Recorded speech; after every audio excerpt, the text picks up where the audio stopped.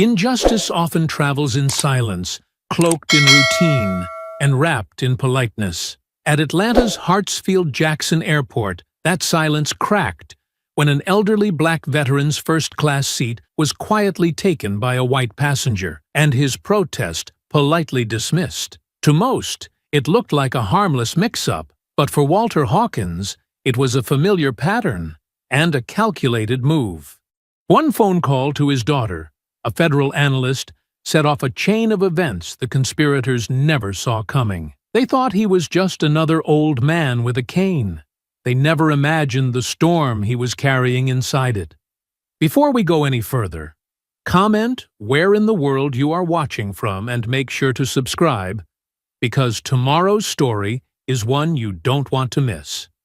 Walter "Hawk" Hawkins stood before his bedroom mirror, adjusting the crisp collar of his dress shirt with practiced precision. His weathered hands moved with deliberate care, smoothing out invisible wrinkles from his navy blue suit jacket. At 79, he still carried himself with military bearing, despite the slight stoop that age had pressed into his shoulders. The pre-dawn darkness pressed against his bedroom windows. On his bed lay an open briefcase, meticulously packed with documents, each folder aligned with perfect corners. Beside it rested his prized possession, a polished wooden cane with brass fittings, its surface worn smooth from years of use. His flip phone buzzed on the dresser. Hawk glanced at the caller ID and let out a measured breath. "Monica."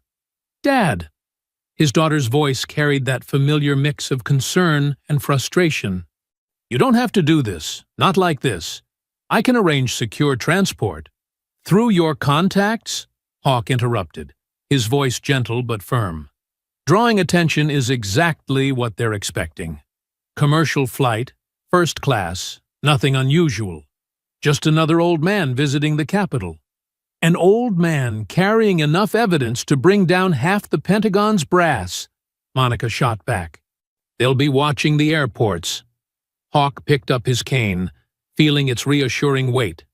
Inside its hollow core, encrypted data waited like a coiled snake, proof of a massacre in Panama, of orders that should never have been given, of bodies that should never have been buried in unmarked graves. Let them watch. They've been watching us for centuries. "Dad, your mother would have understood," Hawk said softly, knowing the words would sting. Sometimes the quietest path is the loudest statement. A long silence filled the line. "At least, let me monitor your flight remotely. I can track any unusual." "You do what you need to do," Hawk conceded, knowing his daughter would anyway. "But I'm taking this flight." After ending the call, Hawk methodically checked his travel documents. His first-class ticket to D.C. boarding pass, for seat 2B, military ID that had opened doors for white men, but had often failed to shield him from random searches. He tucked them into his breast pocket, patting it once. The drive to Hartsfield-Jackson was uneventful in the early morning hours. Hawk paid the parking fee, declined assistance with his bag, and made his way through the terminal with measured steps. His cane tapped a steady rhythm on the polished floor, each click a heartbeat of purpose. The security checkpoint loomed ahead, a maze of barriers and scanning equipment. Hawk noticed it immediately, the subtle shift in the TSA agent's posture as he approached, the way their eyes lingered a beat too long, the slight tightening of their expressions. "Sir, please step this way," a young agent called out, gesturing to a separate line even as white passengers continued flowing through the main queue. "Random security check." Hawk's jaw tightened, but his voice remained level. "Of course. Random." He stepped where directed, watching as an elderly white couple was waved through without a second glance. "Arms out, sir," another agent instructed, running a wand over Hawk's suit. The device beeped near his hip. "What's in your pocket?" "Loose change," Hawk replied, already reaching for it. The coins clinked as he deposited them in the plastic bin. The first agent picked up Hawk's cane, turning it over in his hands. "This seems unusually heavy, sir. Modified in any way?" "It's a medical device," Hawk stated firmly, "and a reminder of service to this country." That cane flew over Hanoi. The agent's young face showed no recognition of the reference. "We'll need to examine it more closely. Please wait here." Hawk's fingers curled into a fist at his side, but his voice remained steady. "That cane is necessary for my mobility, and was cleared by the VA. You'll find their documentation in my briefcase." A supervisor approached, drawn by the developing situation. More travelers were backing up in line now, some filming with their phones. Hawk could feel the weight of their stares, hear the murmured comments. "Is there a problem here?" the supervisor asked, eyes darting between Hawk and her staff. "No problem," Hawk replied, meeting her gaze. "Just another random check. Though I notice your definition of random seems rather specific." The supervisor had the grace to flush slightly. She examined Hawk's military ID, then his cane, before finally nodding to her staff. "He's cleared. Move along." Hawk collected his belongings with deliberate movements, refusing to show the tremor of anger in his hands. As he reassembled his dignity along with his possessions, he caught fragments of nearby conversations. Why do they always have to make such a fuss? If they'd just comply, it's for everyone's safety. He slipped his shoes back on, straightened his jacket, and gripped his cane. The evidence hidden within its core remained secure, unknown to those who had just handled it. Small victories, he thought, were still victories. The terminal stretched before him, gates numbered like coordinates on a map he'd been navigating his entire life. Hawk checked his watch, still plenty of time before boarding. He moved forward with purpose, his cane now tapping out a rhythm that sounded less like resignation and more like resolve. Hawk made his way through the bustling terminal, his cane marking time against the worn carpet. The gate area for his Washington, D.C. flight was already crowded with morning travelers when he arrived. He spotted an empty seat near the counter and settled in, placing his briefcase carefully beside him. "Now, boarding all passengers needing special assistance or extra time," the gate agent announced through the crackling speaker. Hawk gripped his cane and rose steadily to his feet. As a disabled veteran, he qualified for pre-boarding, a small courtesy that helped manage the strain on his aging joints. But as he approached the counter, a stream of well-dressed white passengers suddenly surged forward, forming a line that cut directly in front of him. The gate agent, a young woman with perfectly manicured nails and a plastic smile, began scanning their boarding passes without hesitation. "Excuse me," Hawk said, keeping his voice measured. "I believe pre-boarding was announced for those needing assistance." He gestured with his cane for emphasis. The gate agent barely glanced up from her computer. "Oh, yes, but we're having some system issues right now. Just give us a few minutes to sort this out." Hawk watched as she continued processing the line of passengers, none of whom showed any visible need for early boarding. A businessman in an expensive suit arrived after him, striding directly to the front. The gate agent welcomed him warmly. "Good morning, sir. Right this way." "Ma'am," Hawk tried again, his patience fraying at the edges.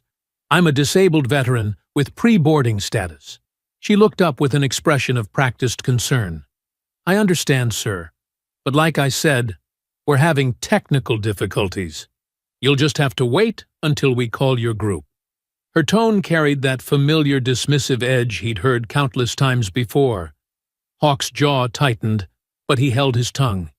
He'd learned long ago which battles to fight and which to endure. He stepped back, watching as more passengers filtered past him. When general boarding finally began, Hawk joined the line, his first-class ticket for seat 2B held firmly in his hand. The same gate agent scanned his boarding pass without meeting his eyes, her earlier smile nowhere to be seen. The jet bridge stretched before him like a familiar adversary. Hawk took his time, his cane providing steady support as he made his way toward the aircraft. Flight attendants greeted passengers at the door, their welcomes becoming noticeably cooler as he stepped aboard. Hawk moved deliberately through first class, counting the rows. His seat, 2B, was on the left side of the aisle. But as he approached, he found a white man already settled there, casually dressed in khakis and a polo shirt. The man, who appeared to be in his late 30s, was typing on a laptop with an air of entitled comfort. "Excuse me," Hawk said, pulling out his boarding pass. "I believe you're in my seat, 2B. The man, Richard Slade, though Hawk didn't know his name yet, looked up with practiced surprise. "Oh? No, this is definitely my seat." He made no move to check his own ticket or shift from the position. "I have my boarding pass right here," Hawk said. Hawk held out his boarding pass, the paper crisp and official in his steady hand. "First class, seat 2B. Clear as day." Slade barely glanced at the ticket, his attention fixed on his laptop screen. "Listen, Pops, maybe you're getting a bit confused. You know how it is at your age? The numbers start swimming around." He chuckled, the sound dripping with condescension. "My eyes work just fine," Hawk replied, his voice carrying the weight of countless similar confrontations. "And they've seen enough to know exactly what's happening here." A white flight attendant approached, her heels clicking against the airplane's floor. Her name tag read Patricia, but her smile didn't reach her eyes. "Is there a problem here?" "This gentleman seems confused about his seat assignment," Slade said smoothly, still not looking up from his screen. "Maybe you could help him find where he's actually supposed to be." Patricia took the boarding pass from Hawk's hand without asking. She gave it a cursory glance, then shook her head. "You probably misread it, old man. Happens to the best of you." She echoed Slade's sentiment, handing the ticket back. Hawk's posture remained military straight, his dignity a shield against their casual cruelty. "What's written here don't lie," he said, each word measured and precise. "And I've fought for more important things than this chair." The cabin air grew thick with tension. Other passengers shifted in their seats, some pretending not to notice, others openly staring at the unfolding scene. A white woman in her 50s, seated across the aisle, suddenly spoke up.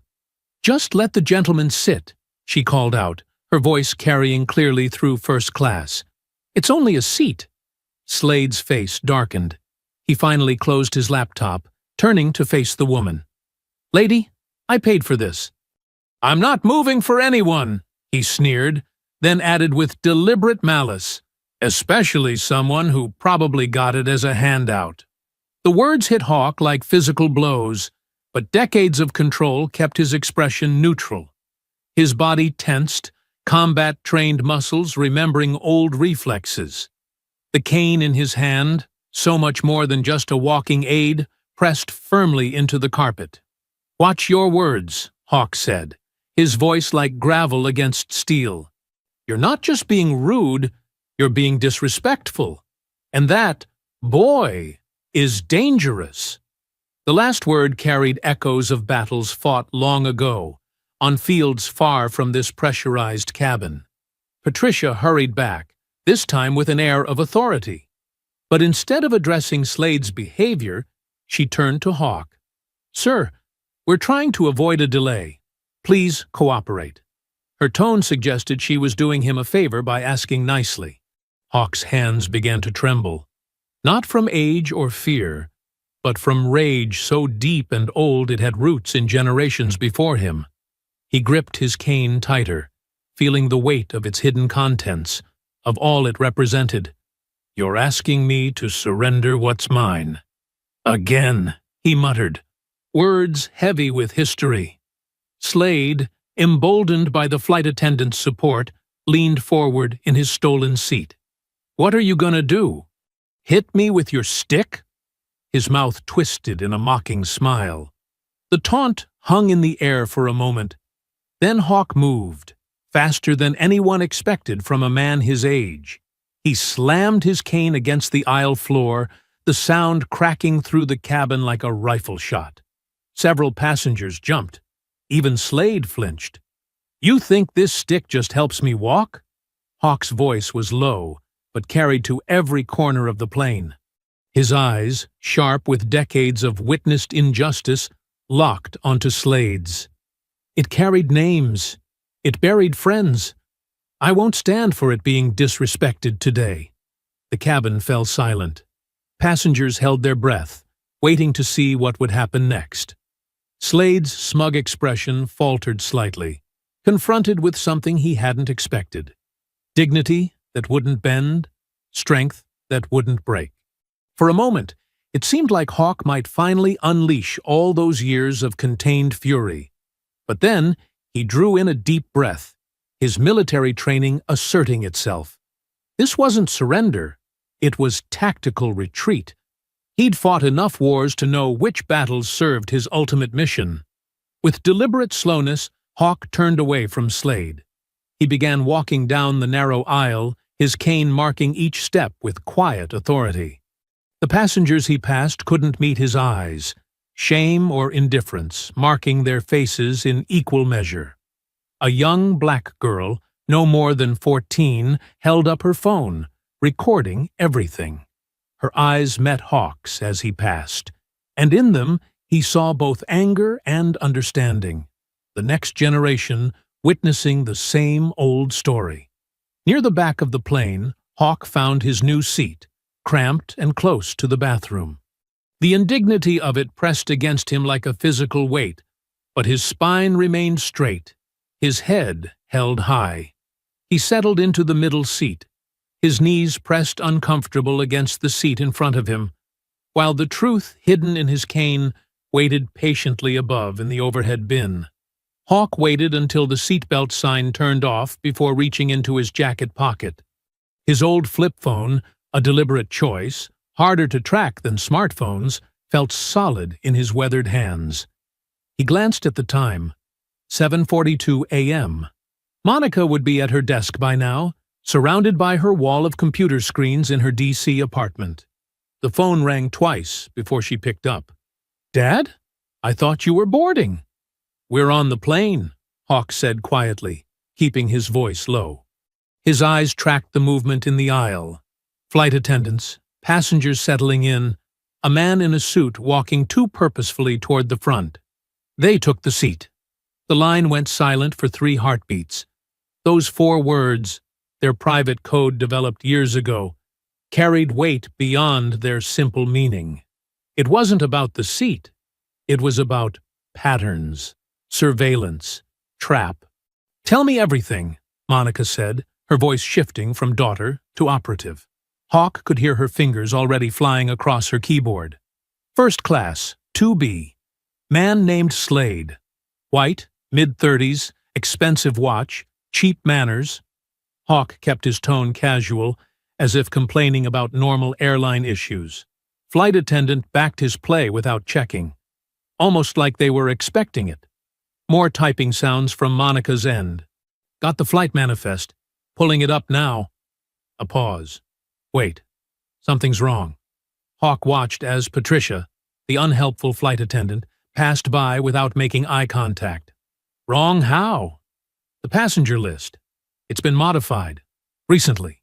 Monica's voice took on the focused edge she got when diving deep into code. "There are digital timestamps, multiple edits made within the last hour. That's not normal. Airlines lock their manifests 12 hours before takeoff." Hawk shifted in his cramped seat, his knee protesting. "How many changes?" 3 new passengers added. "But here's the thing. Their IDs don't exist in any normal database. I'm running them through everything. DMV, Social Security, even international records." More rapid typing. "These are ghost passengers, Dad. Professional-grade covers." The young girl who had recorded earlier was still watching him, her phone now hidden but clearly ready to start filming again if needed. Hawk gave her a slight nod, an acknowledgement of their shared understanding. "Location of these ghosts?" he asked, keeping his voice steady. 2 are scattered through first class. The third, Monica trailed off. Hawk could picture her leaning closer to her screens, that familiar crease forming between her eyebrows. The third is listed as Federal Air Marshal. Name's Peter Keene. Hawk's hand tightened on his cane. You know that name? No, but his credentials are wrong. I'm accessing the TSA registry now. Had to bounce through 3 proxy servers to get in. Monica's typing grew more intense. Dad, his Marshal ID number doesn't match their system. It's formatted correctly, but it's not real. Whoever he is, he's not TSA. A flight attendant, not Patricia, but a younger black woman with kind eyes, paused near Hawk's row. Can I get you anything to drink, sir? Water, please, Hawk said, then returned to his call once she moved on. How deep does this go? Deep enough that someone's actively monitoring the manifest. I can see their digital fingerprints all over it. Military-grade encryption, Dad. The kind they used in Panama, Hawk finished. The memory of that night, the jungle heat, the screams, the orders that no one was supposed to question, pressed against his mind. Exactly. More typing, then a sharp intake of breath. Oh, God. Dad, these aren't random agents. The technical signatures match a private security firm. The same one that cleaned up after Panama, Hawk said, his voice barely a whisper now. The same ones who made our witnesses disappear. The plane had finished boarding. Through the small window, Hawk could see ground crew disconnecting fuel lines. Soon they'd be in the air, trapped in a metal tube with at least 3 trained operatives. Dad, listen to me. Monica's voice carried the same intensity it had that night 15 years ago, when she'd first learned what really happened to her mother. Don't trust anyone on that plane. These people, they're not there to arrest you. They're there to make sure you never reach D.C. Hawk watched as the kind-eyed flight attendant returned with his water. She placed it carefully on his tray table, then slipped him an extra package of peanuts with a sympathetic smile. Something about her felt different from the others. A fellow soldier recognizing another, perhaps. I hear you, he said into the phone, calculating angles and options. How long can you stay on their systems? I've got multiple entry points established. They know someone's in there, but they can't trace it back to me. I can see everything they do in real time. Monica paused. Dad, what's in that cane that's worth all this? Hawk glanced at the overhead bin where his cane rested. Inside its hollow core, a small flash drive contained enough evidence to bring down 3 generals, 2 defense contractors, and an entire shadow operation. Proof of not just what happened in Panama, but why, and who gave the orders. Truth, he answered simply. And they know I'm finally ready to tell it. The hearing's tomorrow morning, Monica said. They can't risk you testifying. Her voice softened. Maybe we should have done this differently. Found another way. No more hiding, Hawk said firmly. No more waiting for the right time. You know what your mother always said. Justice doesn't have a timeline. Monica finished. I remember. She took a deep breath. Okay. I'm going to keep monitoring their communications. Any movement, any changes, I'll find a way to warn you. The plane began to push back from the gate. Flight attendants started their safety demonstration, including Patricia up front, who still wouldn't look toward the back of the plane. Dad? Monica's voice carried decades of unspoken worry. Be careful. Always am, Hawk replied, then added softly, Love you, baby girl. He closed the phone just as the captain announced their final descent preparations. The young girl with the phone was still watching him, her eyes wise beyond their years. Hawk settled back in his seat, mind already mapping out the chess game ahead. The plane's engines rumbled as they taxied toward the runway. Hawk kept his movements minimal, just his eyes moving, scanning methodically like he'd done thousands of times in combat zones. First class was visible through the gap between curtains. A perfect surveillance position. A man in a crisp suit, too crisp for a 6 a.m. flight, shifted in his aisle seat. Agent Keene, most likely. His posture was military rigid, despite trying to appear casual.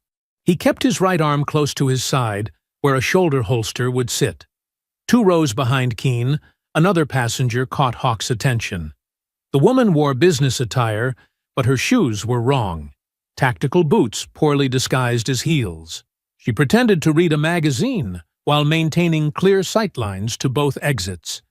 The 2 agents exchanged a look that lasted less than a second, the kind of silent communication Hawk recognized from his own special ops days. They were coordinating, establishing positions. The 3rd ghost passenger was somewhere behind him, boxing him in. "Sir?" The kind-eyed flight attendant from earlier appeared beside his seat. Her name tag read Emma Brooks. "I noticed you didn't get any coffee earlier. Would you like some now?" Hawk studied her face. There was something in her stance, the way she planted her feet slightly apart, ready for movement. Her hands were positioned just so, like someone used to keeping them free for quick action. He took a chance. "Rather have some of that army coffee." Strong enough to float a horseshoe. Emma's eyes widened slightly. It was an old military phrase, one that hadn't been common since Vietnam. Her response was automatic. "Better than marine coffee, thick enough to use as axle grease." The counterphrase was perfect. Hawk felt his shoulders relax a fraction. Here was someone who understood the language of service, of duty. Someone who might recognize the larger game being played. "You served?" he asked quietly, though he already knew the answer. 68W.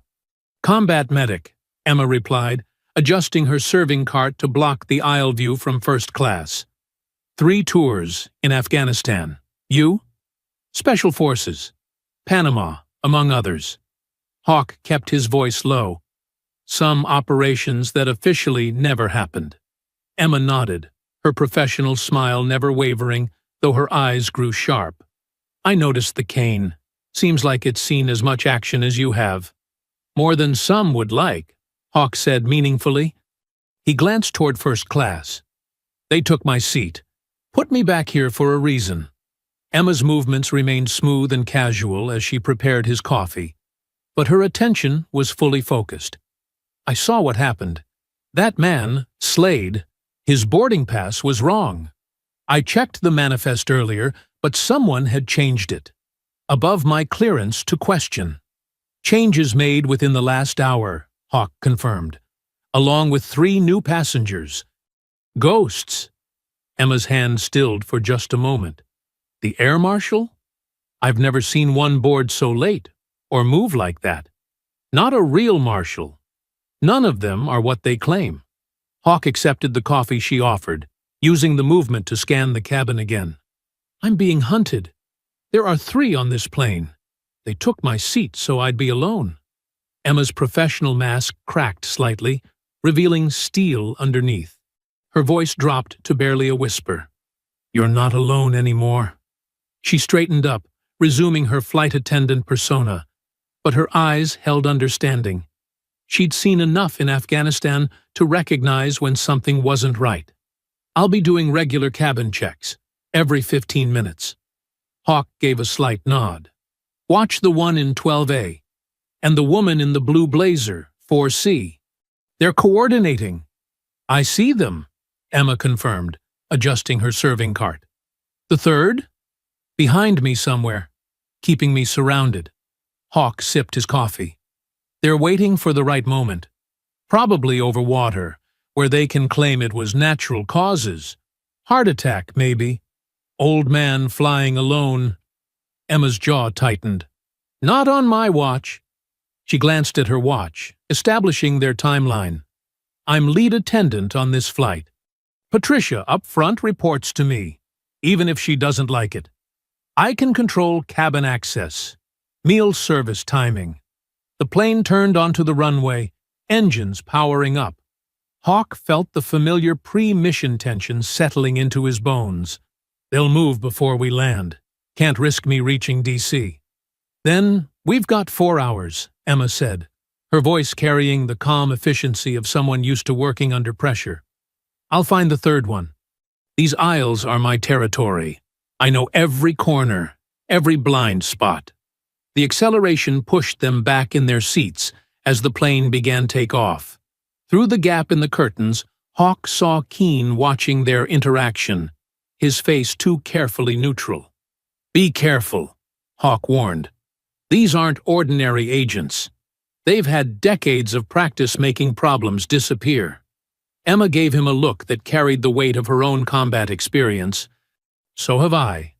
Different battlefield, same principles." She adjusted her uniform with military precision. "They expect you to be helpless back here. Let's use that." The plane lifted off, leaving Atlanta behind. Hawk watched the ground fall away, thinking of all the missions that had started just like this. Tension building, plans forming, allies emerging from unexpected places. But this time, the stakes were higher than any operation he'd ever run. This wasn't just about survival. It was about finally breaking decades of silence, about bringing dark things into the light, about making sure the truth in his cane reached the right hands, no matter the cost. Emma moved her cart forward, every step calculated. She had the look of someone who'd found their mission again, the sense of purpose that many veterans lost after leaving service. As she passed the first-class curtain, she caught Hawk's eye one more time. In that glance was a promise. Soldier to soldier. She would watch his six, just as others had done in jungles and deserts across the world. The hunt was on, but this time the hunters didn't realize their prey had backup. The plane had reached cruising altitude when Captain Danvers's voice crackled over the intercom. Too smooth, too rehearsed. "Ladies and gentlemen, due to severe weather systems over DC, we'll be adjusting our flight path. Nothing to be concerned about. Just standard procedure." Hawk's eyes narrowed. The sky outside his window was crystal clear, scattered with morning sunlight. He pressed the screen on the seat back in front of him, pulling up the flight path display. The blue line showing their route had shifted, no longer pointing toward Reagan National. Instead, it curved west, toward the Virginia mountains. Emma appeared beside him, pretending to check seatbelts. "That's not right," she whispered. "Weather diversions go to Baltimore or Philadelphia. Not—" She squinted at the new destination code. "I don't even recognize that airstrip." "Because it's not commercial," Hawk muttered. He pulled out his flip phone, keeping it low against his leg. His arthritic fingers moved slowly over the keypad, typing a coded message to Monica. The response came quickly. "Tracking flight path now, don't move." Hawk watched the screen, remembering similar mountain strips in Panama. Isolated places where things could happen without witnesses. The kind of locations where helicopters could land and people could disappear. The girl who'd filmed the earlier confrontation was still recording occasionally, her phone aimed discreetly between the seats. She couldn't know it, but she was now their best witness. Every frame she captured was evidence. His phone vibrated again. Monica's message was urgent. "Flight manually redirected 6 mins ago. Private Fed clearance code. Weather system clear over DC. Confirmed with 3 sources. Downloading girl's live stream now." Hawk's jaw tightened. The captain was in on it. The whole flight had been a trap from the start. The seat theft, the isolation, and now this detour. They needed him away from crowds, away from cameras and questions. Emma returned with fresh coffee, her movements casual, but her eyes alert. 3 passengers just requested special meals they didn't order at booking, all in exit rows. She adjusted her collar, a gesture Hawk recognized as military sign language. Positions changed, threats moving. The cabin lights dimmed slightly as they passed through a cloud bank. In the temporary shadows, Hawk saw Keen rise from his seat, straightening his jacket. The agent moved toward the lavatory near first class, passing close to Slade's seat. Their words carried just enough for Hawk's trained ears to catch. Keen's voice was cold, professional. "Once he collapses, we'll call it a stroke. No questions." Slade's response was quieter, almost nervous. "Make it clean. My father wants no connections." Hawk's hand tightened around his cane, feeling the weight of the evidence inside. The same kind of men who'd ordered massacres in Panama were now trying to bury the truth again. Same playbook, different decade. The young girl with the phone was still recording, her camera now capturing Keen's return to his seat. She couldn't know she was documenting a murder plot in progress, but every second of footage was another thread they couldn't easily erase. Emma passed by again, this time with a trash bag. 2 more hours to their destination, she whispered. They've requested early meal service. Probably want witnesses focused on their trays. Hawk nodded imperceptibly. He'd seen this choreography before. The careful timing, the creation of distractions, the way they'd make it all look natural. His death would be just another statistic. Elderly black man dies on flight. Nothing to see here. His phone buzzed one last time. Monica had attached a video clip, the girl's live stream from earlier, already spreading across social media. The comments were flooding in, people asking questions about the stolen seat, about the way he'd been treated. They'd wanted him invisible, but their own actions had made him visible. Every person who shared that video was now a potential witness. Every comment was a thread they couldn't easily cut. Through the gap between seats, Hawk could see Slade shifting uncomfortably, checking his phone. The businessman's facade was cracking. He hadn't planned on an audience. He'd expected a simple cleanup job, not a viral moment. The captain's voice came over the intercom again, announcing meal service would begin early, due to the route change.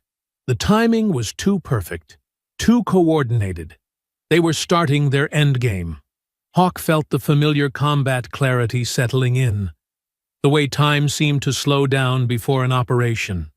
His fingers traced the carved grooves in his cane, each one representing a fallen brother who'd trusted him to tell their story. He wouldn't let them down. Not here. Not today. Emma moved through the cabin with practiced efficiency, but her movements created a pattern, always keeping herself between Hawk and at least one of the agents. She was building a defensive perimeter in plain sight, using drink carts and passenger needs as cover. The girl with the phone had switched to sending texts, her fingers flying across the screen. More witnesses, more eyes. The very technology they'd planned to use against him, the edited manifests, the cleared flight paths, was now being turned back on them. Keen and Slade exchanged another look as the meal carts started rolling out. They thought they had time, thought they had control. They didn't realize that while they'd been watching Hawk, others had been watching them. Hawk's cane rested against his leg, ready. Inside it, encrypted files waited like a time bomb, evidence that would expose decades of covered-up crimes. All he had to do was survive long enough to deliver it. The plane banked slightly, following its new course toward the Virginia mountains. Somewhere below, empty roads wound through forests, perfect places for accidents, for disappearances. But first, they had to get him off this plane. And Hawk had no intention of making that easy. The beverage cart rattled as Emma pushed it down the narrow aisle, her practiced smile masking the tension in her shoulders. She'd positioned it perfectly, a rolling barrier between Hawk and the watchful eyes of Agent Keen. "Coffee, sir?" she asked loudly, deliberately spilling a few drops on the fold-down tray of a passenger seated next to Hawk. "Oh, I'm so sorry. Let me get that cleaned up right away." The commotion drew attention as she fussed with napkins and apologies. In the controlled chaos, Hawk's weathered hands moved with deliberate precision across his cane. His fingers found the worn grooves near the bottom, marks that looked like age and used to untrained eyes, but were actually carefully disguised release points. The cabin lights had been dimmed for the early dinner service, creating shadows that worked in their favor. Most passengers had their reading lights focused on their meals or entertainment screens, creating pools of isolated light that left the spaces between seats in comfortable darkness. Hawk's arthritic fingers moved slowly but surely, working the concealed mechanism. Emma kept up her performance, asking nearby passengers about meal preferences and drink orders, her body angled to block any direct line of sight to the veteran. "Would anyone like more ice?" she called out, the ice cubes clinking loudly in her pitcher.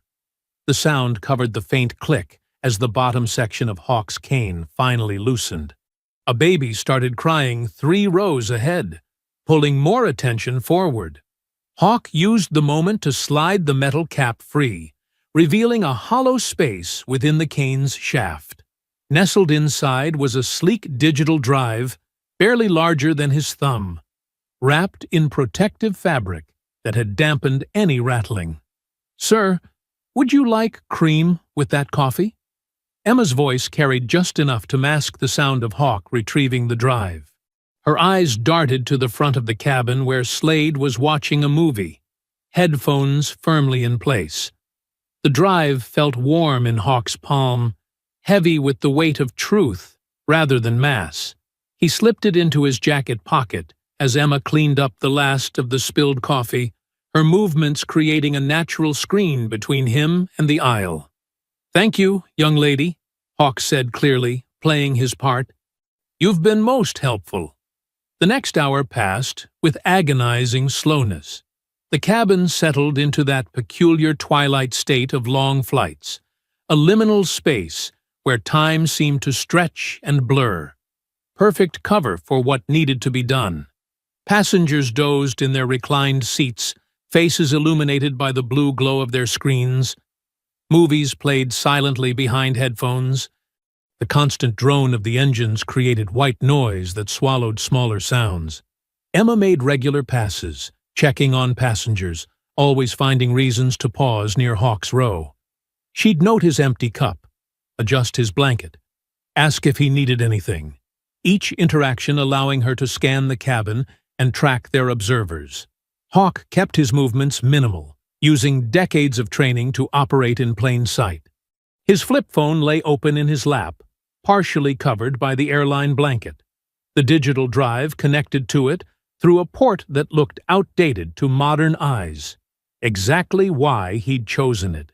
Sometimes the old ways were the safest ways. The first file transfer began, painfully slow by modern standards. But speed wasn't the priority. Security was. Each packet of data was heavily encrypted, broken into segments that would be meaningless if intercepted individually. A child walked past, heading to the bathroom, stepping on creaky floor panels. Hawk used the footsteps to cover the sound of buttons being pressed. Emma intercepted the child's return journey, asking if they'd like a snack, creating another moment of distraction. The phone's screen flickered with progress bars, each one representing another piece of evidence being prepared for transmission. Photos from Panama, documents with signatures that powerful men had thought were safely buried, audio files that could shatter careers and expose decades of lies. Keene rose from his seat, stretching casually. Emma immediately began collecting trash from the rows between him and Hawk, her cart once again becoming a barrier. The agent paused, then changed direction, heading toward the forward lavatory instead. More files transferred, more progress bars filled. Hawk's face remained impassive, looking for all the world like another elderly passenger fighting sleep. But his eyes never fully closed, watching reflections in windows, monitoring movements in the cabin. Finally, the first complete file set was ready. Hawk's fingers moved carefully across the keypad, entering the secure connection codes Monica had established. Years of classified operations had taught him that the most dangerous moment was always at the point of transmission. The send command activated. Hawk felt, rather than heard, the slight vibration as the data began its journey.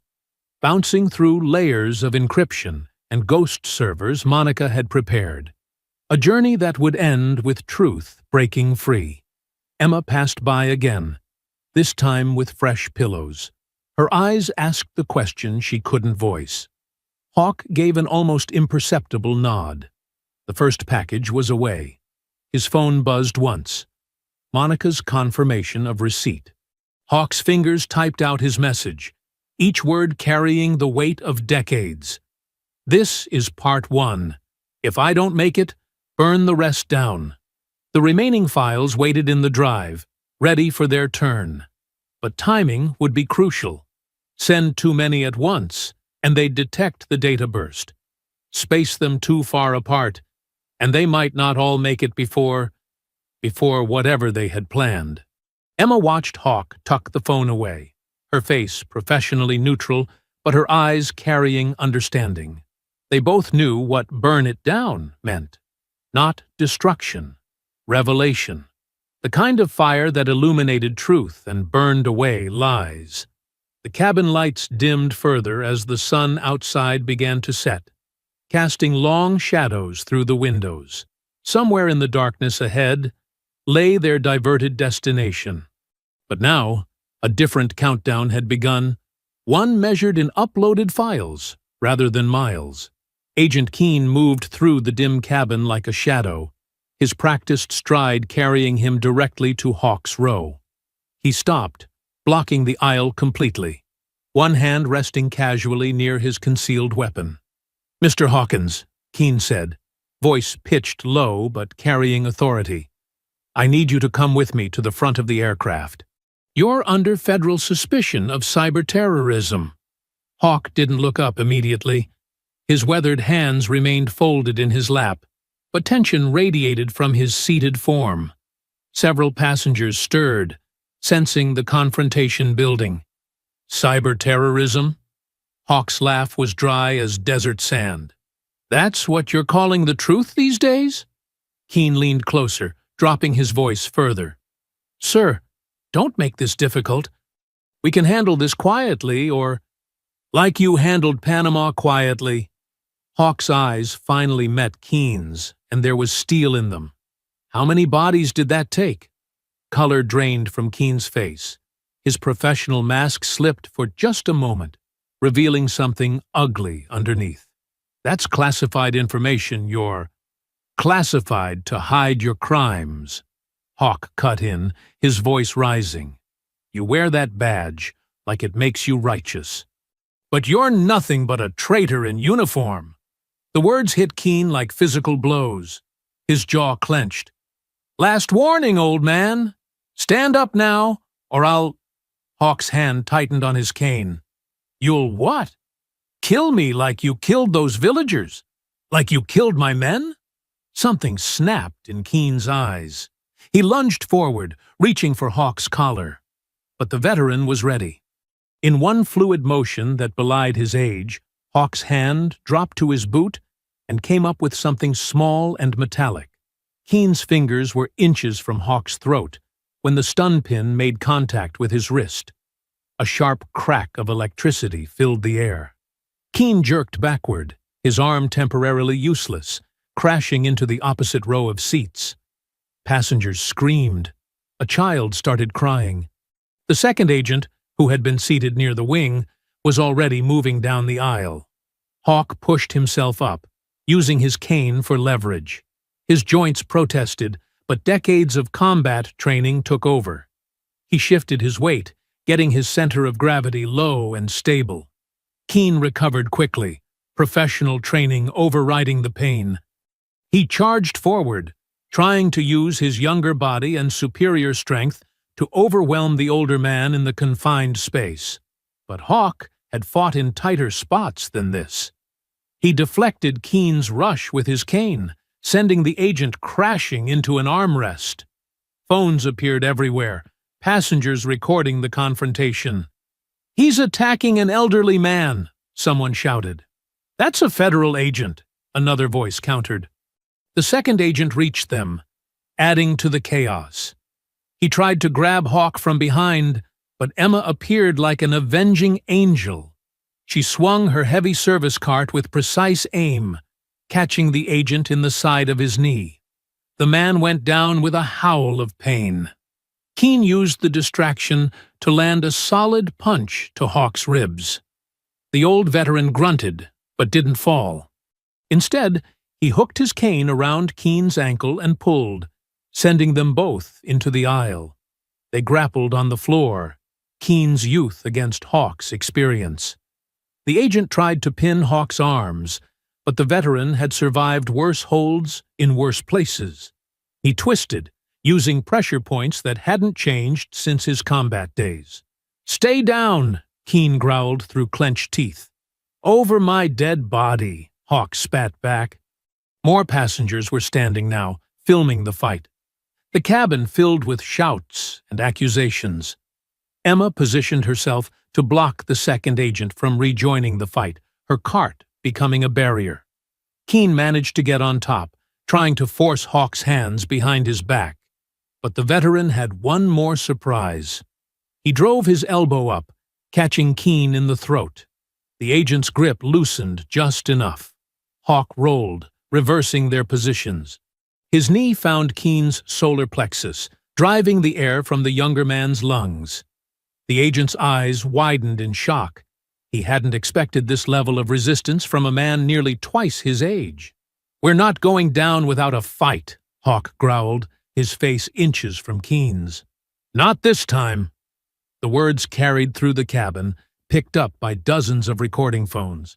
They hung in the air like a promise, or a threat, as the two men locked eyes, neither willing to back down. Blood trickled from a cut on Hawk's lip. His breath came in hard gasps, but his hands remained steady, pinning Keene to the floor. The agent struggled, but Hawk's weight and position gave him the advantage. Emma kept her cart firmly in place, watching the second agent who was still nursing his injured knee. Other flight attendants hovered uncertainly at both ends of the cabin, unsure whose authority to recognize. Passengers in nearby rows had retreated as far as they could, pressing against windows and each other. But their phones stayed steady, capturing every moment of the confrontation. The truth was being recorded from every angle, impossible to deny or cover up. Slade's voice carried from first class. "Those are federal agents. Someone stop this!" But nobody moved to help. The sight of two armed men attacking an elderly veteran had shifted sympathies. Even those who had ignored the earlier seat theft were now watching with open concern and growing anger. Keene's face was turning red from exertion and rage. He bucked and twisted, trying to break Hawk's hold. But the veteran had learned patience in the jungles of Vietnam and the streets of Panama. He held firm, using knowledge of leverage and pressure points to maintain control. With Keene and the second agent temporarily subdued, Emma moved swiftly through the cabin, her flight attendant's key card giving her access to critical systems. She reached the communications panel near the cockpit and began working quickly, her military training evident in her efficient movements. "I need 2 minutes," she called softly to Hawk, who maintained his hold on Keene. Her fingers flew over the control panel, rerouting the cockpit's communication system. Years of airline procedures had taught her every override code, every backup system. She plugged a small adapter into Hawk's flip phone, connecting it to the plane's entertainment system. "Monica?" Hawk's voice was steady despite his recent exertion. "It's time." Through the phone's speaker, Monica's voice crackled with determination. "Uploading now, Dad. Every screen, every channel." The cabin's overhead screens flickered to life. Passengers who had been filming the fight now turned their attention upward as Hawk's face appeared on every display. But this was a different Hawk, younger by perhaps a decade, sitting in what looked like a home office, his military decorations visible on the wall behind him. "My name is Walter Hawkins," the recorded voice began, strong and clear. "I served in Special Forces for 30 years. What I'm about to share has been buried by 3 administrations." Keene renewed his struggles, but Hawk's grip remained firm. "You can't stop this anymore," he told the agent quietly. The video continued, showing military documents, satellite images, and photographs. Hawk's voice narrated each piece of evidence with precise detail. December 18, 1989, Panama City outskirts. Operation Just Cause. What you're looking at isn't just collateral damage. It's systematic elimination of civilian witnesses. Gasps filled the cabin as graphic images appeared. Bodies in mass graves, villages reduced to ash. Documents showed signatures, orders, dates, all pointing to deliberate targeting of civilian populations. These weren't mistakes, Video Hawk continued. These were orders. Orders that came from men who still hold power today. A passenger near the front vomited into a bag. Others couldn't look away from the screens, their faces a mixture of horror and disbelief. Emma stood guard by the communication panel, her own face grim with recognition. She'd seen similar atrocities in her own service time. The testimony moved forward in time. Iraq, 2003. The pattern repeated. Different desert, same lies. More documents appeared, showing falsified reports, doctored casualty numbers, evidence of systematic cover-ups. They're watching this live at the Pentagon.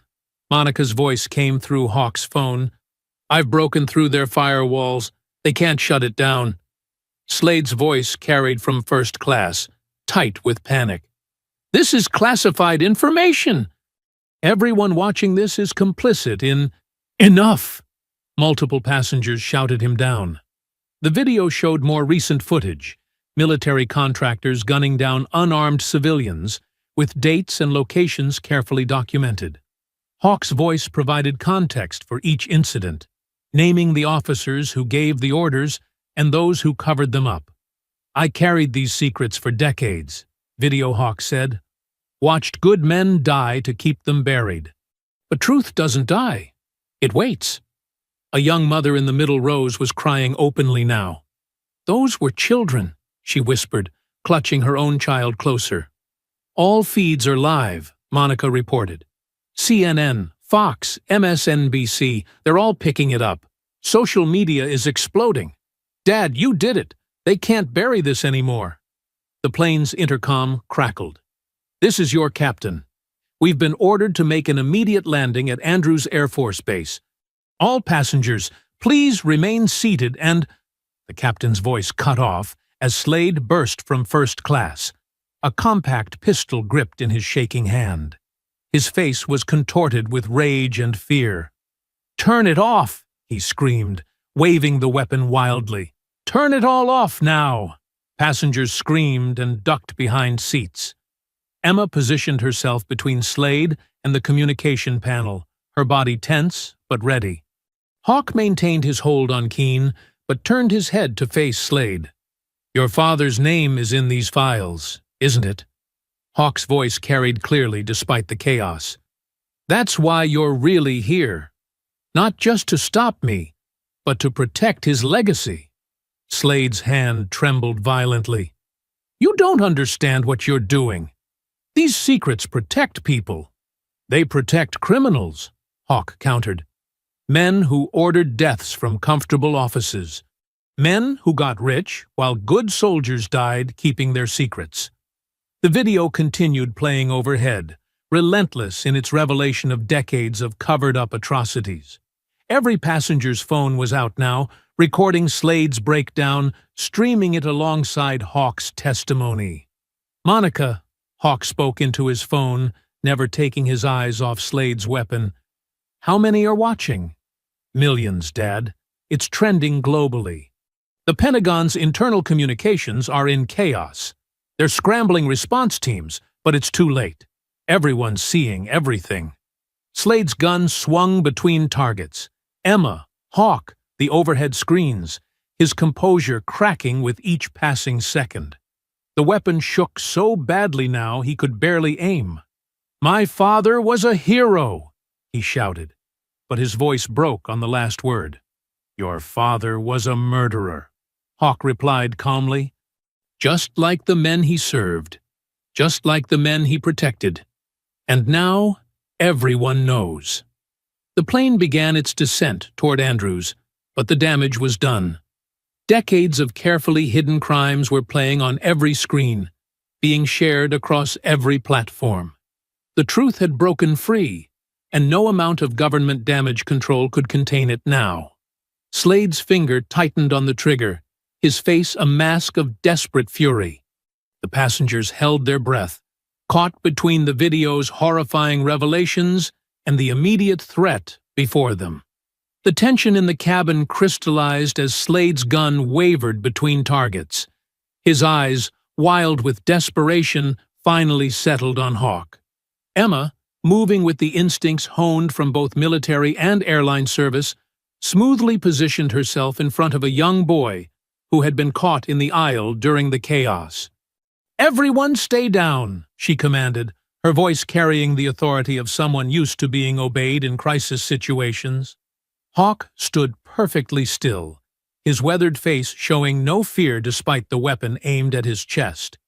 His years of combat experience had taught him that fear was a luxury he couldn't afford in moments like these.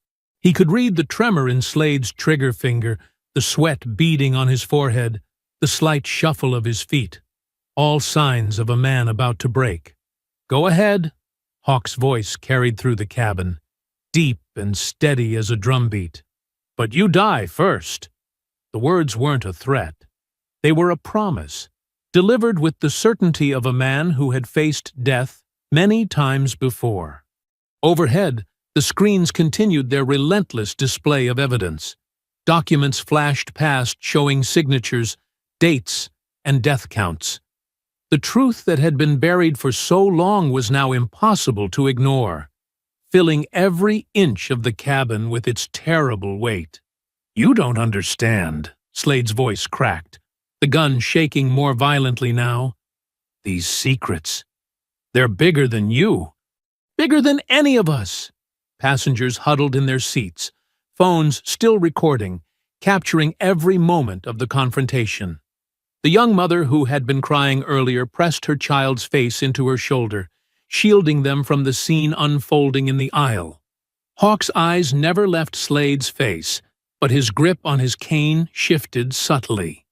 Years of training had taught him to recognize the perfect moment, when an opponent's resolve wavered just enough to create an opening.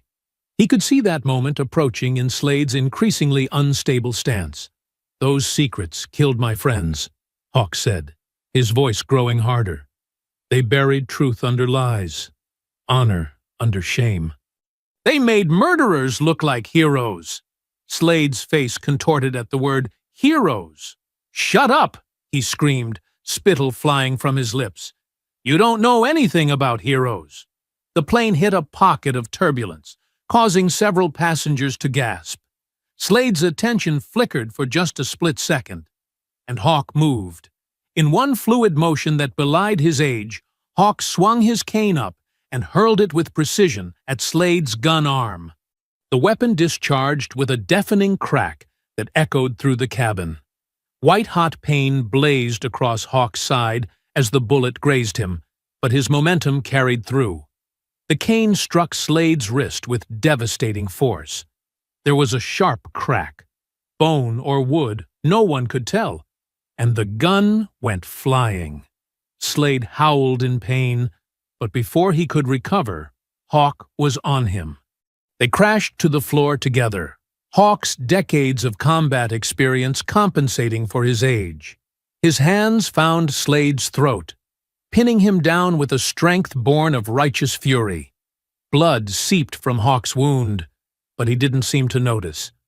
"Who sent you?" Hawk's voice thundered through the cabin, drowning out the gasps and cries of shocked passengers. "Who?"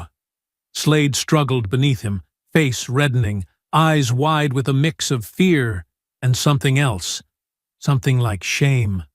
"My father," he gasped out, the words barely audible. "Panama. We had orders." The words hit Hawk like physical blows.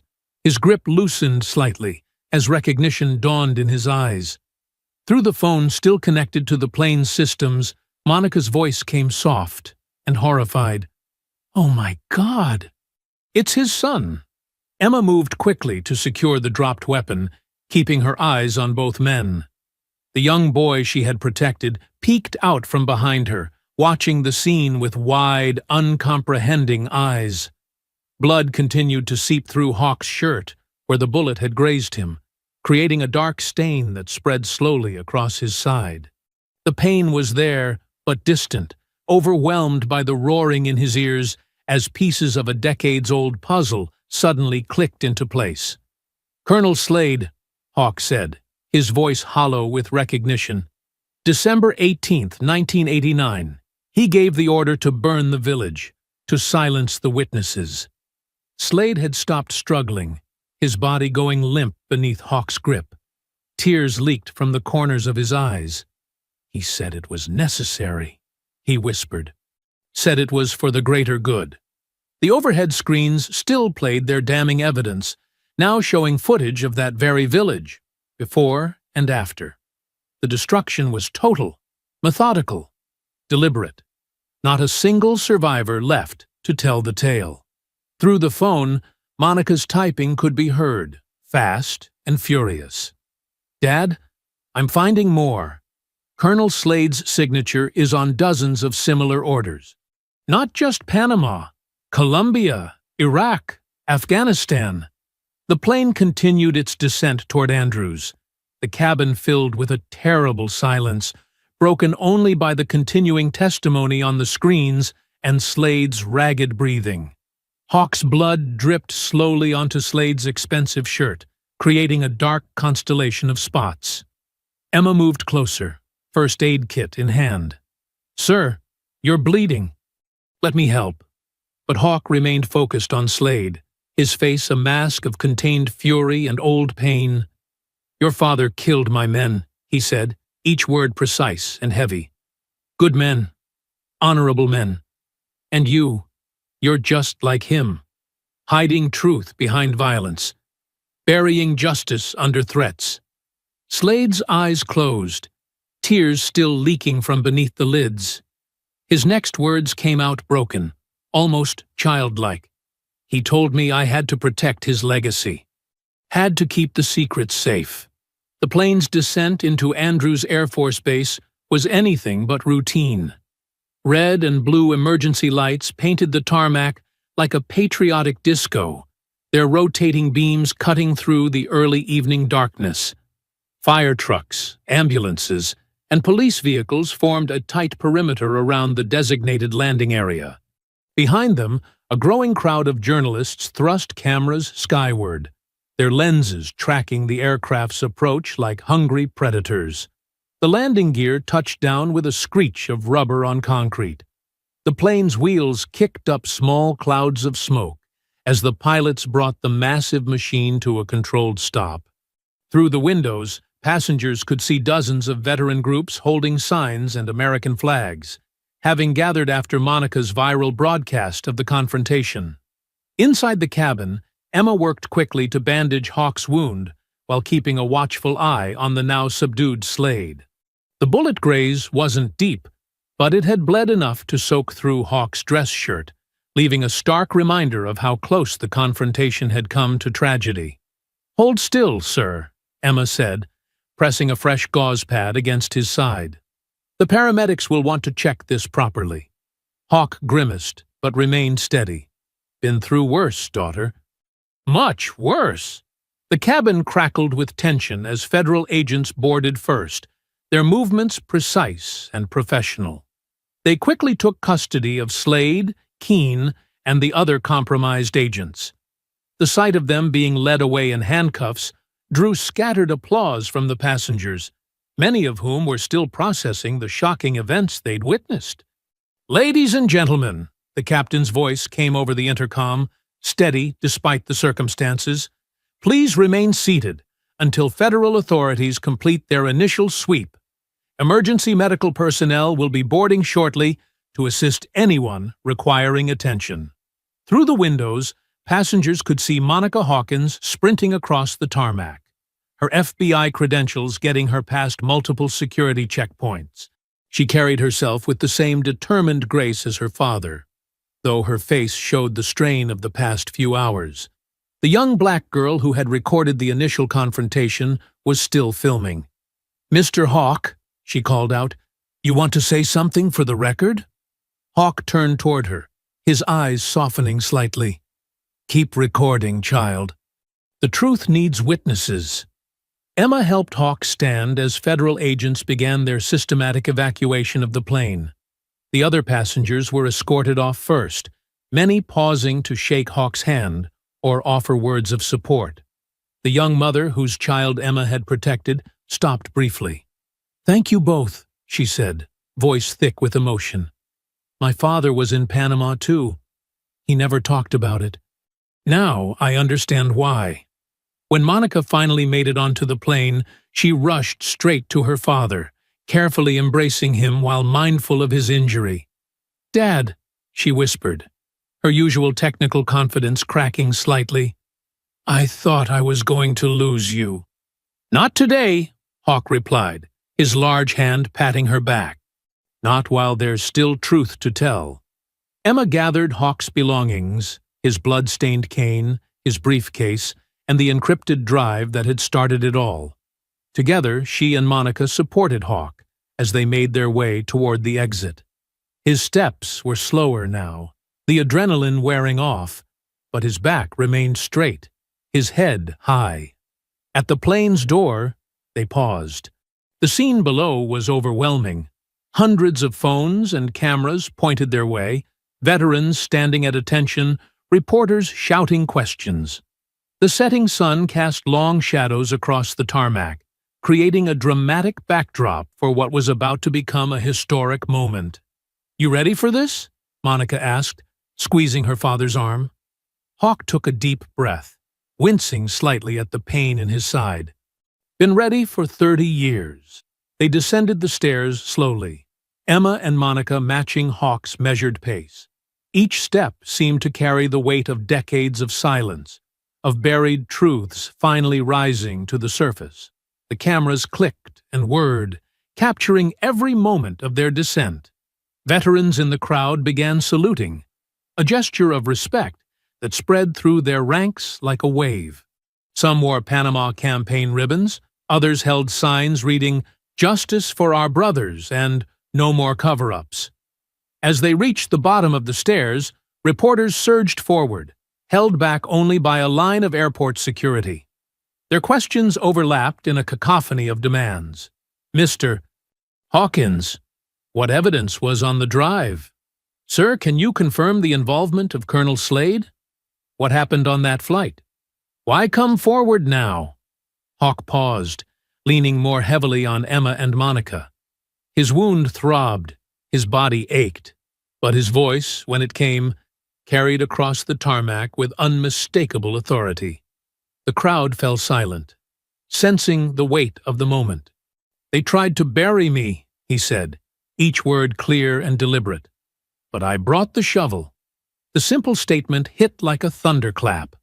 Cameras flashed in a strobe-like frenzy, capturing the image of the wounded warrior standing tall between the two women who had helped him survive. Emma, in her flight attendant uniform, Monica with her FBI badge glinting in the evening light. The veterans in the crowd began chanting Hawk's name, their voices rising in a powerful chorus that echoed across the tarmac. Some were crying, others stood at rigid attention, all understood the significance of what they were witnessing. Emergency medical personnel finally broke through the crowd with a wheelchair, but Hawk waved them off. "I'll walk," he insisted. "They need to see me walk." Monica and Emma exchanged glances over his head, recognizing the importance of this moment. This wasn't just about one man's vindication. It was about every soldier who had ever been silenced, every truth that had ever been buried, every injustice that had gone unchallenged. They moved forward slowly through the parting crowd, Hawk's blood-stained shirt and bandaged side visible to all, a testament to the price of truth, the cost of justice. But his head remained high, his gaze steady, carrying himself with the dignity that no amount of oppression had ever managed to strip away. In the days following the dramatic landing at Reagan National Airport, the story of Walter "Hawk" Hawkins exploded across media channels. The morning shows competed for exclusive coverage, but it was CNN's primetime special that landed the first joint interview with Emma Brooks and Monica Hawkins. What we witnessed on that flight wasn't just about a stolen seat, Emma explained. Her flight attendant uniform replaced by a sharp blazer. She sat straight-backed in the studio chair, her military bearing evident. It was about decades of systematic erasure coming to a head. Monica nodded, her cybersecurity expertise lending weight to her words. The airline's manifest was altered using military-grade encryption. This wasn't just discrimination.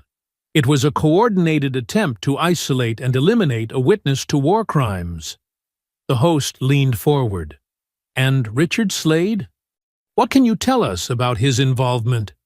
Slade's father was Colonel James Slade, Monica revealed, her voice tight with controlled anger. The same officer who ordered the massacre in Panama that my father witnessed. Richard was sent to ensure that evidence never made it to Washington. Footage played on screens behind them, Slade and Keene being led away in handcuffs, their faces twisted with defeat. FBI agents carried boxes of evidence from private security firm offices. The airline's corporate headquarters swarmed with federal investigators. The Department of Justice has opened a full investigation, the news anchor reported. Sources say the airline faces severe penalties for allowing their systems to be compromised and participating in what amounts to a criminal conspiracy. Emma's phone buzzed constantly with messages from other flight attendants, sharing similar stories of discrimination they'd witnessed but felt powerless to stop. This isn't just about one flight, she testified. This is about changing the whole system. Social media platforms exploded with activity. Stolen seat became the top trending topic worldwide, followed closely by Satya Veteran Justice. The young girl's original video of Hawk being forced from his seat had been viewed over 50 million times. People began sharing their own stories of discrimination, of moments when they'd been asked to move, to wait, to accept less than what was rightfully theirs. Veterans groups organized sit-ins at airports across the country, demanding better treatment for service members, especially those of color. Hawk's image appeared on magazine covers, his dignified profile and silver hair becoming a symbol of resistance against institutional racism. The Washington Post ran a feature titled, "The Man Who Wouldn't Move: How One Veteran's Stand Exposed Decades of Corruption." But Hawk himself avoided the spotlight. While Monica handled the press and Emma worked with veterans advocacy groups, he focused on a more personal mission. With his wound healing and his testimony secured by federal prosecutors, he began a quiet journey to visit the families of those who died in Panama. In Miami, he sat with Mrs. Rodriguez, whose husband had been one of the first to notice something wrong with the operation. Carlos tried to report it, she said, serving Hawk coffee in her small kitchen. They transferred him to a forward position the next day, said it was a promotion. In San Antonio, he met with the Williams family. Their son had been the unit's communications officer, the one who first intercepted the illegal orders. His mother still kept his uniforms pressed and hanging in his childhood bedroom. Each visit brought new pieces of the puzzle together. Each family shared documents, photos, letters that had seemed suspicious at the time, but now formed a clear pattern of deliberate silencing. In Seattle, the rain fell steadily as Hawk knocked on the door of a modest house. Sarah Chen answered, her eyes widening with recognition. Her father had been Hawk's closest friend in the unit, the one who helped him begin documenting the evidence. "I remember you," she said softly. "From the funeral. You stood at attention the entire time, even after everyone else left." Hawk nodded, his throat tight. "Your father was a better man than most. He knew what was right." Sarah stepped back, inviting him in. The walls of her home were covered with photos, her father in uniform, with his unit, with his family. In one corner, a shadow box displayed his medals and a folded flag. "Dad used to say there was more to the story," she said, leading Hawk to the living room. "But he never told us what. Said it was safer if we didn't know." Hawk sat heavily in an offered chair, his cane across his knees. "Your father helped save the evidence. Without him, none of this would have come out." Sarah studied him for a long moment, seeing the weight he carried, understanding finally why her father had trusted this man so completely. Without a word, she stepped forward and wrapped her arms around his shoulders. Hawk stiffened for a moment, then slowly relaxed into the embrace.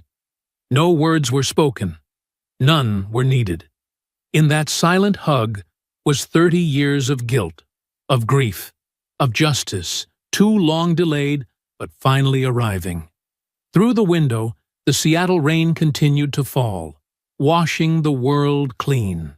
On the coffee table, Sarah's phone buzzed with another news alert about the investigation, about Slade's confession, about the changing tide of public opinion. But in that moment, none of that mattered. What mattered was this connection, this recognition between two people who had lost something precious, and were finally finding a way to honor that loss with truth. The embrace lasted until Sarah finally stepped back, wiping her eyes. On her father's wall, the photos seemed to watch them with approval, the past and present meeting in a moment of healing that no government agency could ever classify or contain. Inside the Capitol hearing room, every seat was filled. The air felt charged with anticipation as Walter "Hawk" Hawkins sat before the Senate Subcommittee on Military Oversight, his silver hair catching the harsh fluorescent lights. His bandaged side was hidden beneath his pressed navy suit, but the way he held himself, straight-backed and resolute, showed no sign of weakness. C-SPAN cameras tracked his every movement. Reporters crowded the edges of the room, notebooks and phones ready. Behind him, rows of spectators leaned forward in their seats, many wearing veterans' caps and service pins. "Mr. Hawkins," Senator Claire Martinez began, her voice carrying through the microphone, "we understand you've declined any special accommodations for your testimony today." "That's correct, Senator." Hawk's voice was steady, measured like ammunition being counted. "I've waited 30 years to speak these words. I don't need comfort to tell the truth." A murmur rippled through the gallery. Several committee members shifted uncomfortably in their seats. "Please proceed with your testimony," Martinez said, gesturing to the screens positioned around the room. Hawk opened a leather portfolio, his movements deliberate. "What you're about to see has been verified by multiple intelligence agencies. These are not allegations. These are facts." The first images appeared on the screens. Satellite photos of a Panamanian village, date stamped 1991. Operation Silent Spring was presented as a counter-narcotics mission, Hawk explained. The reality was far darker. He clicked through a series of documents, classified orders bearing Colonel James Slade's signature, communications logs, medical reports. Each piece built upon the last, creating an undeniable pattern of systematic violence against civilian populations. Colonel Slade didn't just order these operations, Hawk continued, his voice growing heavier. He created a template for hiding them. A template that would be used again in Iraq, in Somalia, in places we still don't have names for. The gallery grew still as photos appeared, mass graves, burned homes, lists of victims. Hawk named each person, each date, each commanding officer who had signed off on the atrocities. Several of those names belonged to men still wearing stars on their shoulders. "General Phillips," Hawk said, addressing one of the military observers directly. "You were Captain Phillips, then. Your signature is on the 3rd page of that falsified after-action report. Would you like to explain why?" Phillips's face went pale. He started to stand, but his lawyer grabbed his arm. Hawk continued methodically through the evidence, his testimony like a surgeon's knife, precise, unflinching, cutting straight to the bone of truth. When he reached the encrypted files Monica had recovered from Colonel Slade's personal archives, several committee members visibly recoiled. "These are the original orders," Hawk explained, complete with marginalia showing exactly how the cover-up was constructed. Note the language used to justify targeting specific communities. Note the methods suggested for containing potential witnesses. Then came the footage from the flight. The screens filled with Agent Keen's face, captured by multiple phone cameras as he confronted Hawk in the airplane aisle. "Just take the water," Keen's voice rang out. "One sip, and it looks like natural causes. Clean. Easy. Like Panama." The room erupted in gasps. Hawk let the footage play, showing Keen's full confession, his admission of the plan to eliminate a problematic witness before landing. "Agent Keen and his accomplice are currently in military custody," Hawk stated, along with Richard Slade, who was carrying out his father's final order: silence anyone who knew the truth, by any means necessary. More evidence followed. Monica's technical analysis of the altered flight manifests, Emma's testimony about the coordinated attempt to isolate Hawk, documentation proving the airline's systems had been compromised by military intelligence. "This wasn't just about one flight," Hawk said, his voice growing stronger. "This wasn't just about one seat. This was about 30 years of systematic erasure, of veterans being silenced, of truth being buried under layers of classification and convenience." He looked up at the committee, his eyes hard as granite. "You want to know why I kept this evidence in my cane? Because they taught us in the service. Keep your weapon close. And the truth? That's the deadliest weapon of all." The silence in the room was absolute.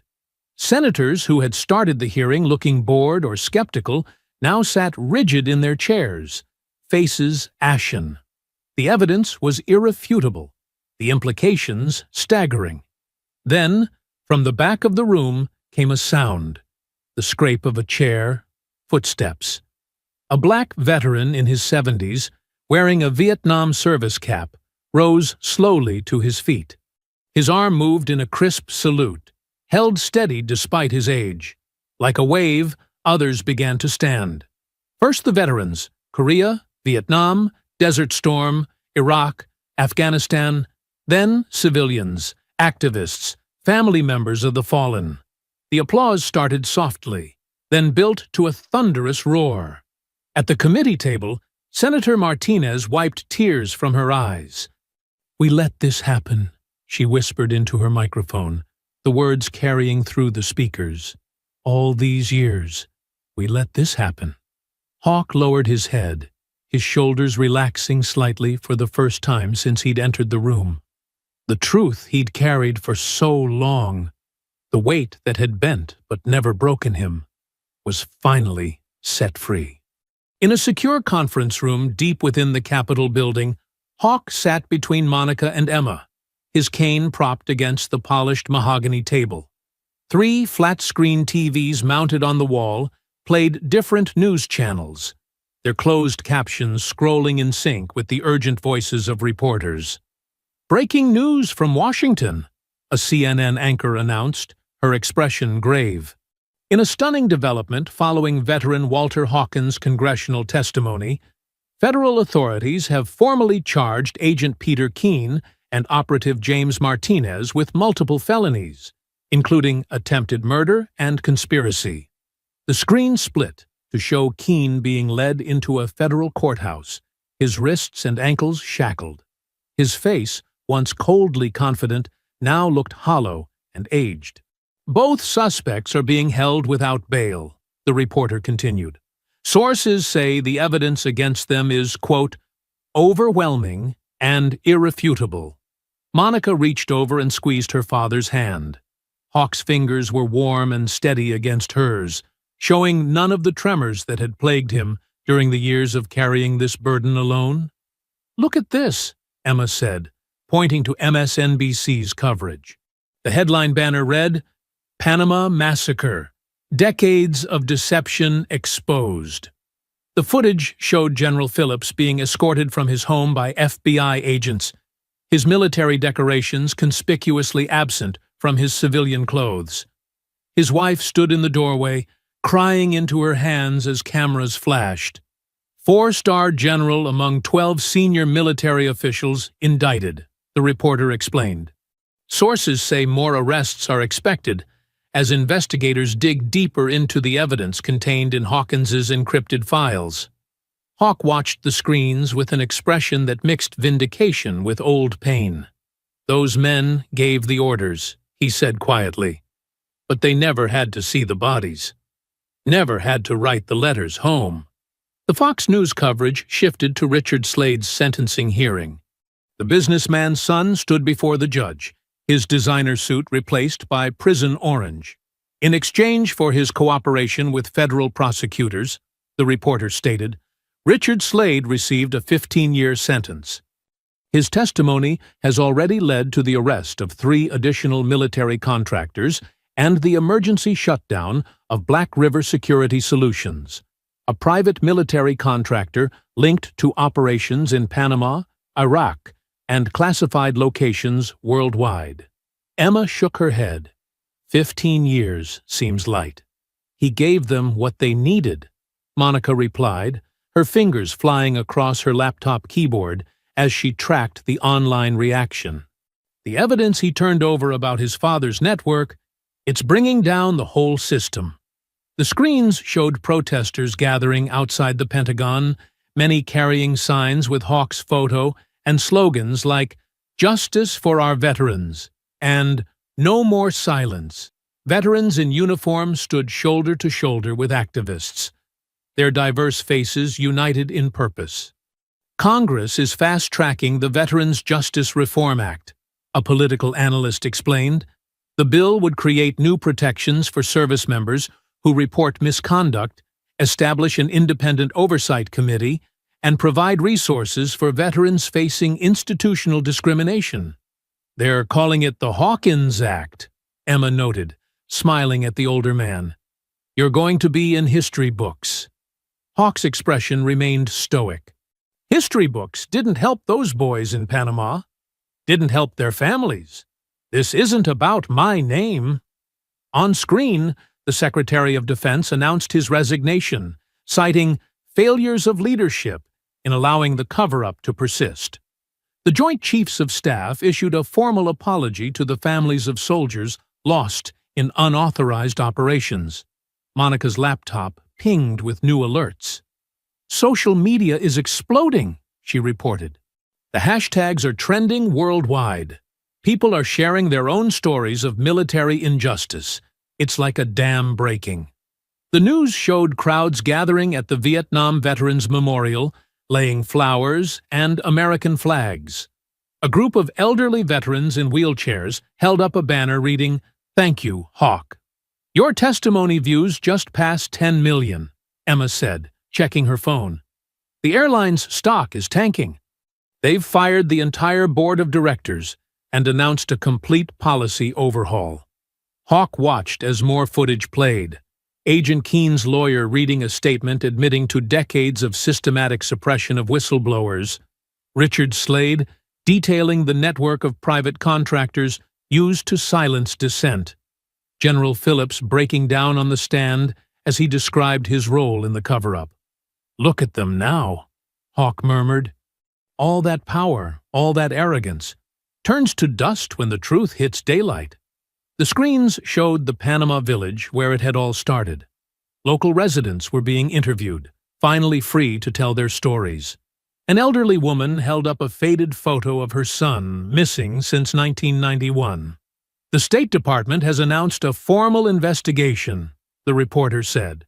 Representatives will travel to Panama next week to begin the process of identifying victims and providing long-delayed compensation to their families. Monica's fingers paused over her keyboard. She looked at the screens, then at her father's face, seeing both the weight of what he'd carried and the strength that had never wavered. She closed her laptop with a decisive click.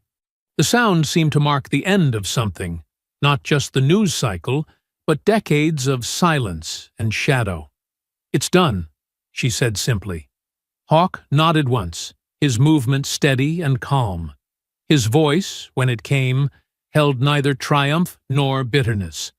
Just the quiet certainty of a man who had finally completed his mission. Took him long enough. 2 weeks after the hearings, Hawk stood in the same Atlanta airport, his new titanium cane gleaming under the fluorescent lights. The morning crowd parted around him differently now, not with the dismissive shuffle of before, but with quiet recognition and respect. He wore his dress blues today, medals catching the light. Not for show, but because Monica had insisted. "Let them see you, Dad. All of you." The TSA checkpoint loomed ahead. Hawk's shoulders tensed from old habit, but the lead agent straightened when she saw him approach. "Sir," she said, stepping forward, "we have a priority lane ready for you." Other agents nodded as he passed through security without a single random check. His cane, a gift from a veterans group, moved through the scanner without question. At the gate, the difference was even more striking. The waiting area fell quiet as he approached. A young soldier in fatigues shot to his feet, offering a crisp salute. "Staff Sergeant Miller, sir. It's an honor." Hawk returned the salute. "At ease, son." An elderly white woman dabbed at her eyes with a tissue. "My husband was in Panama," she said softly. "He never told us what happened there. Now we know why." The gate agent, a different one from before, called for pre-boarding. "We'd like to welcome our active duty military and veterans, beginning with Congressional Medal of Honor recipient Walter Hawkins." A scattered applause broke out. Hawk nodded once, uncomfortable with the attention but understanding its importance. This wasn't about him. It was about making visible what had been hidden for too long. As he approached the jet bridge, the pilot emerged from the cockpit. Captain Sarah Chen, according to her nameplate, stood ramrod straight and saluted. "Mr. Hawkins, it's a privilege to have you aboard. I've arranged for an honor guard to meet us in D.C. "Not necessary, Captain." "With respect, sir." "It is. My father served in Panama. He didn't make it home." Their eyes met in silent understanding. Hawk touched her shoulder briefly as he passed. The first-class cabin welcomed him with the same hushed reverence.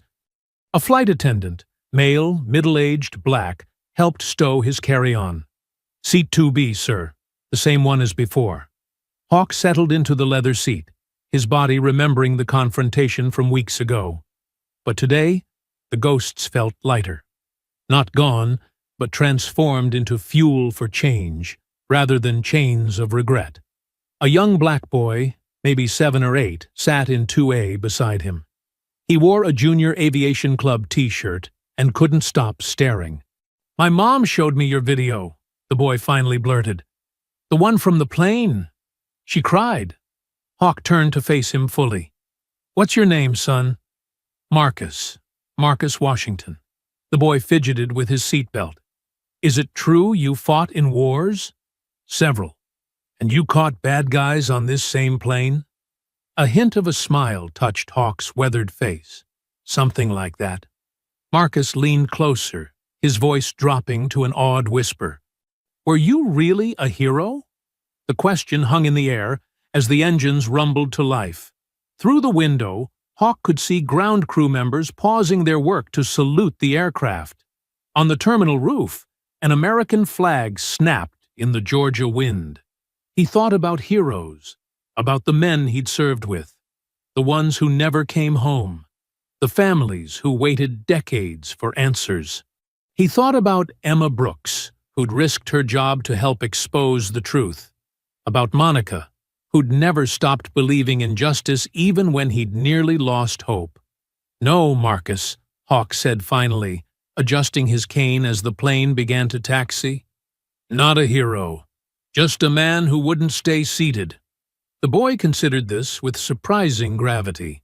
My grandpa says sometimes not staying seated is the bravest thing you can do.